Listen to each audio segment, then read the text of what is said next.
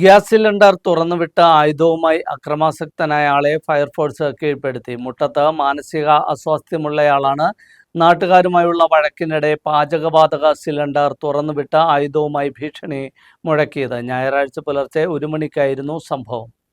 തൊടുപുഴ മുട്ടത്ത് മാനസിക അസ്വാസ്ഥ്യമുള്ള ആൾ നാട്ടുകാരുമായുള്ള വഴക്കിനിടെ പാചകവാതകം തുറന്നുവിട്ട് ആയുധവുമായി ഭീഷണി മുഴക്കിയത് പ്രദേശവാസികളെ മണിക്കൂറുകളോളം ആശങ്കയിലാഴ്ത്തി. ഒടുവിൽ തൊടുപുഴ ഫയർഫോഴ്സ് സ്ഥലത്തെത്തി ആളെ കീഴ്പ്പെടുത്തുകയായിരുന്നു. ഞായറാഴ്ച പുലർച്ചെ 1 മണിയോടെയായിരുന്നു സംഭവം. മുട്ടം ഗവൺമെന്റ് ഹയർ സെക്കൻഡറി സ്കൂളിന് സമീപത്ത് താമസിക്കുന്ന മുട്ടം ചള്ളാവയൽ സ്വദേശിയായ 45 വയസ്സുകാരനാണ് ഭീഷണി മുഴക്കിയത്.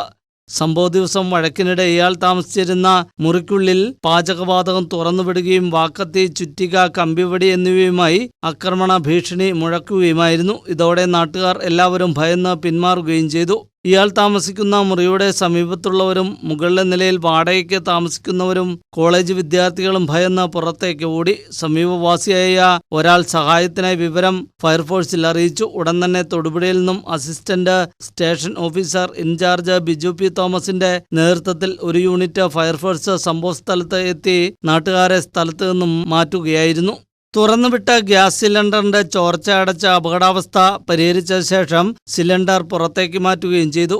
ആളുടെ ശ്രദ്ധ മാറ്റിയതിനു ശേഷം ഫയർഫോഴ്സ് അംഗങ്ങൾ മൽപ്പിടുത്തത്തിലൂടെയാണ് ഇയാളെ പിടികൂടിയത്. മാതാപിതാക്കളുടെ ആവശ്യപ്രകാരം അവരുടെ സാന്നിധ്യത്തിൽ പോലീസ് സഹായത്തോടെ സ്വകാര്യ ആംബുലൻസിൽ കയറ്റി മൂലമറ്റത്തെ സ്വകാര്യ ആശുപത്രിയിൽ എത്തിക്കുകയും ചെയ്തു.